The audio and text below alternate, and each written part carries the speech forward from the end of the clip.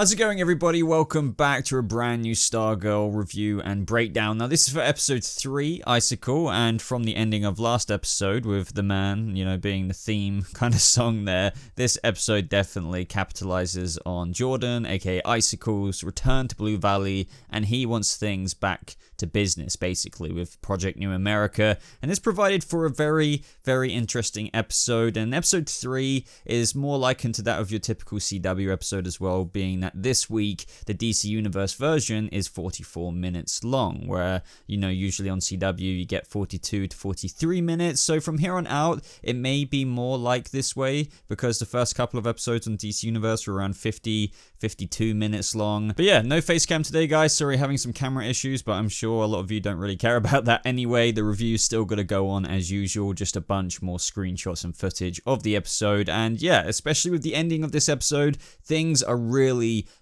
gonna propel forward into some of those scenes you may or may not have seen in the trailers. But as usual, everyone, I'd really appreciate it if you went ahead and liked this video. If you're enjoying the Stargirl content, you're enjoying Stargirl in general, but don't forget to leave me your thoughts and opinions on this episode down in the comments below. So the beginning of this episode starts with an interesting 8-year flashback for Icicle. Since this episode is titled after him, this just makes perfect sense. So this is 2 years after he defeated the Justice Society of America in episode 1, with that intro sequence with Pat bursting into the HQ and everyone getting absolutely decimated by the Injustice Society. So here we have his whole family gathered around while his wife is dying, and it comes across as this really sentimental moment between the family, which is then turned into this moment of where her final words seem to be of some villainy, supporting the Injustice Society's ventures, Icicle wanting to make the world pay for what it's done to her, to fix this country, make it safe for his family, and if anyone tries to stop him, then destroy them. So it's at this moment I feel like as an audience we can somewhat understand why Icicle has such ruthlessness in his mission to carry out Project New America. He even had that massive Icicle outburst where he froze the ground outside,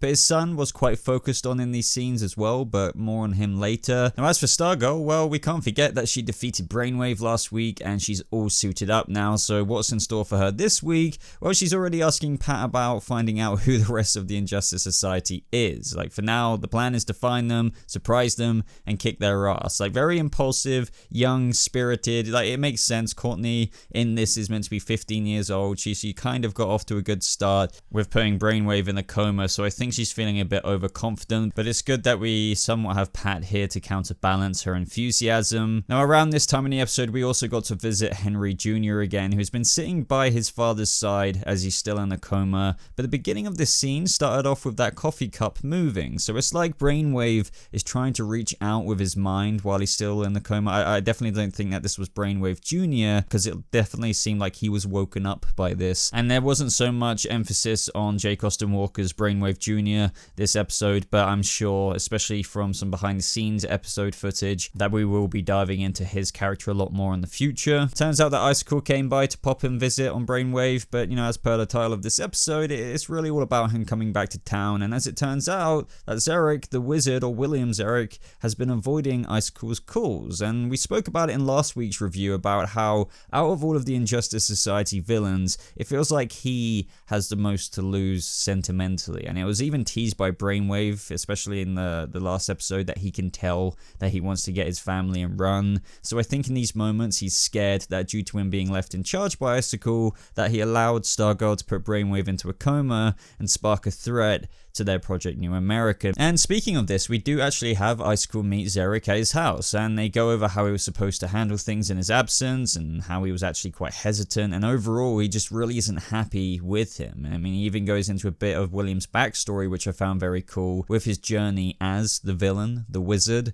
and how he stumbled into his powers and killed his own master before his teachings were complete, and in Icicle's opinion, that really shows. So what I really liked about this scene though, guys, is that Neil Jackson has just made his role as Icicle someone not to be double-crossed at all. Like, he comes off as very intimidating, not just as this mere villain or just as a villain, but even to his own team, to William Zarek here. And in this moment, he goes over his motivations and how he promised his wife that he will combat injustice. I just felt like that line was really cool, and it kind of fuels the Injustice Society core principle for at least Icicle, for their son and everyone's children. Yet again, more more praise to this moment, just because I do feel as though the best villains are the type who don't really necessarily view themselves as villains, but actually believe they're doing more good for the world. And I think, at least, that's how Icicle is perceiving his role in the world. And this episode just really showed a lot more of William Zurich's son, who wanted to perform magic. I believe he was going away to actually enter this competition, just like his kind of dad, you know, following in the footsteps, albeit not quite the same magic that he can pull off, but still. A lot of you pointed out how he looks like Harry Potter as well. I guess you could say that. But once again, this moment pulls off the very happy family that the wizard has here, very, very deliberately so, and even builds him up further and further in other scenes, such as when Courtney is in high school and he's showing his magic trick to her. Now, even though you technically may not care for William Zurich's son too much, considering we've literally only briefly seen him in the last episode and quite a bit in this episode, and just then considering what happens to him, I feel like the episode still does a good job at letting the audience feel for Zurich's family, which just kind of bolsters it even further what Icicle is willing to do in his mission. Now, we do see even more emphasis put on Mark Ashworth's character, Justin, who is the Blue Valley High School janitor. Now, this show has put quite a bit of emphasis on this character in various scenes with him in previous episodes, looking at Stargirl very weirdly, kind of every now and again, and quite a few of you have commented saying, Boba, didn't you notice this? I definitely did, I just didn't really include it, but now it's kind of amounting to quite a few scenes in the past, well, total of 3 episodes now. We're definitely meant to be thinking, who is this guy? But various trailers do show him fighting with the new JSA against the Injustice Society, so expect that we will get more and more answers about him and from him fairly soon. Now, in other scenes with Courtney in high school, we got to see Yolanda, the new soon-to-be Wildcat, getting picked on by Cindy, who, as I keep teasing, is a daughter of one of the other supervillains we will be meeting in a future episode, because apparently Yolanda once dated Henry Jr., you know, Brainwave's son. So it was nice seeing Courtney stick up for her, and also actually get a bit more out of Yolanda anyway, as we've barely even heard her speak up until this point. But as I keep saying, I think this will ramp up in the episodes ahead, especially given the very end of this episode with Courtney taking the former Jsa Heroes suits from them and their like tools and weapons and artifacts. But speaking of the new Jsa Heroes, there was a very brief scene of Courtney coming across the new Hour Man, Rick Tyler, who was drinking on the streets. Kind of same goes for him. I guess we'll see more from him very, very soon. As I said, these first 3 episodes, part 1 and part 2, were like a direct connection to each other. Part 1, part 2, episode 1 and episode 2 were like a part 1 and part 2. This is somewhat, I feel, yet again, a part 1 to a part 2 we will get in episode 4, where the new JSA that Courtney founds and recruits these new heroes will really springboard into this whole new direction for the show. Like, still the same Stargirl, but the story really amping up between the new JSA versus the old Injustice Society of America. Now, last episode I went over in my review how we got a lot more from Courtney's mother's side of the story, and in this episode, once again, that story continues as Icicle has returned, and of course in that workplace that the gambler has been taking care of. Now, once again in this moment, I've said this quite a few times, but it really does reiterate in the episode quite a few times in how it goes over his motivations in helping the world, since the big boss has somewhat returned for all of these employees. I guess he wants to give his little story to them as he's traveled across America and he's seen the forgotten towns. He wants to rebuild America, one factory, one town at a time. But this is when Courtney's mother gets involved again and suggests some changes about their plan. And instead of getting shut down like last week with the gambler, Icicle actually subscribes to her idea of keeping 308 Main Street as a theater. But moving on, I did find that scene where Courtney walked on that frozen patch of grass in the shape of a star pretty random. I mean, it's like, how did she happen to find that frozen patch in Blue Valley Park? Even when Icicle wants to leave a message for the new Stargirl, it just seemed oddly convenient for me. But once again, Courtney pulls the father card in saying, we're talking about the man who killed my father. I mention this every week just because the show really does want you to believe, or at least really struggle in going back and forth between, wait, what if Starman is her father? But there's lots of people in the comments, and trust me, I do read all of your comments, thinking that what if Ted Knight, the original Starman, is somehow related to Courtney Whitmore? That would be quite kind of interesting. I mean, I don't really know all the details or theorized or mapped out myself how that could work out, but you never know. All that was said last week in terms of when Stargirl Courtney asked about the staff, he said that it was made by Ted Knight, but that is a story for another time. So what if that's why the staff responds to her? Just a little kind of diversion there in this review, but hey, I would love to hear all of your thoughts on that down in the comments. But speaking about the staff, this is how it started to spring to life on its own. It does introduce a bit of a tricky issue, and I want to still address this, not nitpick, not be negative, but I want to be fair about it because I do mention it in other shows, in how lots of the audience have pointed out, not in just my reviews, I've seen it in comment sections, all over the place, that the staff seems to float around by itself at times, as shown in prior episodes and in this very moment we're discussing. But when Stargirl needed it most, when she was being pinned down to the ground by Brainwave in the previous episode, it didn't even think to fly around, whack Brainwave, or even just, like in a Luke Skywalker force pull the lightsaber to her hand. It just didn't even do that. So I don't want to nitpick massively on this, but I would like them to be a bit more consistent if they're going to blatantly show that the staff has a weird form of sentience, one has to assume, or at the very least link to Courtney independent from her. So why wouldn't it fly to her in that moment last episode when we've seen it demonstrated perfectly well, this staff floats around by itself. However, in this moment, this is when Pat and Courtney decide to go to the patch of where Icicle was. Once again, awesome seeing Courtney fly on top of Stripe. And yes, I'm going to mention the music again. That's when the theme kicks in, that heroic, adventurous superhero theme, and I just love that. It just really engulfs the personification of what this show is. I love it. And to be honest, this really was, that star, that frozen patch of star was indeed Icicle's bat signal for Courtney, for lack of a better term, as when they get there, Icicles come flying in as he attacks and disables Stripe, and Courtney recklessly runs off on her own after Icicle, which is fair enough. She is quite the naive hero still, and she wants to just take him down. And this is when Icicle appears with a simple hello and goodbye. I found this quite funny, to be honest, because he just wants to get rid of any Starman or Stargirl so he can just get back to business. But thanks to Pat's flying punch, that was a lot more successful on Icicle than what it was Brainwave. He gets sent flying all the way into the bridge across the little lake or pond there, in where the school bus was currently navigating to, which is where we really get to see this rotten side of Icicle, and where he's willing to sacrifice the lives of those school kids on the bus to create this awkward situation for Stargirl in the battle between them both, which is just interesting because this is a man who is driven by improving America and thus also controlling a lot of America through Project America, but he is doing it from a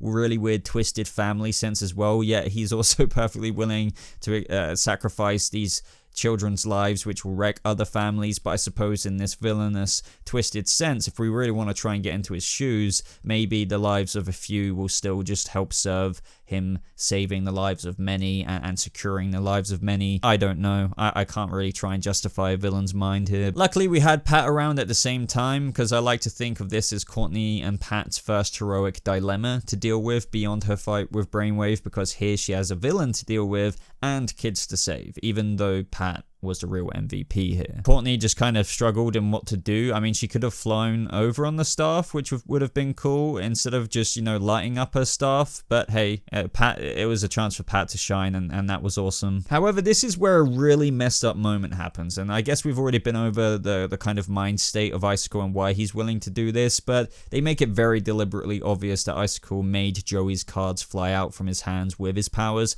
so he would deliberately go out into that road and get hit by that car. Now, this is just so sadistic of a thing for Icicle to do, especially when it was optional for him, as he only goes ahead and kills Zarek as well, which is what I find fascinating. So why kill the kid if you're just gonna kill his dad anyway? But that moment when William just gets his hands on the wand, and because he just knows what's happened, he's absolutely furious. He marches right over to Icicle's house to confront him, but all Icicle does in that moment is just touches the wand, and it instantly channels through and freezes William Zarek to death. The wizard is now dead, and it was just over like that, with Icicle's weird ass parents being fine with it as well, or even offering to clean up the body. And in this moment, it's even revealed that Icicle's son is in fact Cameron, of whom Courtney met earlier, which I didn't mention earlier, but if that scene where she realized it was him who painted over Yolanda's locker, and where there was a bit of slut shaming going on. But the interesting aspect from that is that he seems to have no idea about his father's antics. It just seems that Icicle has kept him completely out of everything. Now, this is interesting because I think he could help Courtney when the time comes, but we're just gonna have to wait and see there. But yeah, rip the wizard. That's such a shame. It would have been cool to see a bit of like maybe a little bit of a fight between them, like maybe a little bit of spell casting out of that electrified wand, but he was instantly owned. But ladies and gentlemen, back to a very exciting part of this episode that will be just the catalyst for so much moving forward. Stargirl gets taken to the headquarters for the Justice Society of America. Now, this is why I pointed out last episode in how the Injustice Society of America's headquarters is similar to the JSA, because you could see how they have pinned themselves up in banners here, and you know, you've got the same round table and all sorts. And I love how Courtney gets explained to her how each JSA member had abilities, powers, tools that helped them protect the world, and we even get to see Dr. Fate's mask and Jay Garrick's helmet. But they do focus on the heroes, of course, such as Wildcat, who Yolanda will be taking up that mantle from, or Dr. Midnight's Owl, who was absolutely adorable and has been waiting for Dr. Midnight to return to the JSA HQ for years. I feel really bad for that Owl. He has absolutely no idea. Now, this is where Courtney talks about handing the mantle to others for help against the Icicle, but Pat does make a good point, though. It really just is a good point. These guys were the best in the world, but she counters saying, did they start like that? Which is also fair enough. It is completely true. But even with years of experience, this is where Pat ultimately does come out on top. The Flash, literally Jay Garrick Flash, Starman, Hourman, Dr. Midnight, there's so many others, Hawkgirl, Hawkman, like there's so many, they all got decimated by the Injustice Society. So it is going to be really fascinating seeing how the new JSA do sort out or defeat the Injustice Society, and you know, if it's believable in the sense and how these seasoned veteran heroes couldn't do it, but we're going to have to wait and see how that journey unfolds. But that is when it takes us to that moment right at the end of the episode where Courtney takes Hourman stuff, Wildcats, and even a lantern, as well as the Thunderbolt pen in order to do some recruiting in episode 4. So, in addition to who we know we're getting, such as the new Wildcat and Yolanda, a new Dr. Midnight and Beth Chapel, and a new Hourman and Rick Tyler, are we getting a new Johnny Thunder and Green Lantern down the line as well? Because she took the lantern, she took the Thunderbolt pen. Like, what? I don't really know. I mean, I've already seen this episode for quite a while, but like, and I know from future promo material it doesn't seem that way necessarily, but I guess they're just not discounting it down the line that we could get a young mini Green Lantern and maybe a new Johnny Thunder-esque person wielding the little pen there. I can't wait for all of this. It was awesome seeing Dr. Fate's helmet. Loads of people probably just fangirled out there with that little Easter egg. But there was another little thing I shared on Twitter recently. This is why follow me on Twitter just for little updates like this. We get to see the behind the scenes photo of the JSA photo that Courtney was looking at. You know, when we got to see Jay Garrick and Hawkman, Hawkgirl, all of them gathered around that table. Or here we see the actual real photo of them taking that photo for the show. Now, obviously, don't really mock this photo. It's not like they actually made the Jay Garrick suit or the Hawkman suit or anything like that. That was all touched up for that photo in post-production. But it's still kind of cool seeing this because it's like, oh, look, there's Dr. Fate with that shiny helmet on and stuff like that. So yeah, who knows where this is going to go, but I can't wait. I think that was a cool moment to end this episode, and I really do feel like we're entering a new stage of Stargirl now. We're about to get some new heroes. I think there's going to be a bit of fun, newbie, heroic adventure there as with Hourman and Wildcat, and of course Beth Chapel's Dr. Midnight. I think that's going to be quite a comedic yet fun thing to pay attention to in the following couple of episodes ahead, because I have to assume, because now we're all up to date. I saw these 3 episodes a couple of months ago, but now we're all up to date. I don't know what happens in next week's episode, but you have to think it might play out in a similar way to the first couple of episodes with respect to the other brand new heroes who are being inducted to their new mantles for Hourman, Wildcat, and Dr. Midnight. But anyway, guys, I would love to hear your thoughts on this episode down in the comments below. How do you think it compares to the other episodes? What did you think about the death of the wizard and his son, and now how his wife is just left at home? And what do you think about just all of it in general? There's quite a lot to go over, to be honest. Do you think we're going to see a mini Green Lantern and maybe Johnny Thunder go about as well with the new JSA? There's so much to ponder,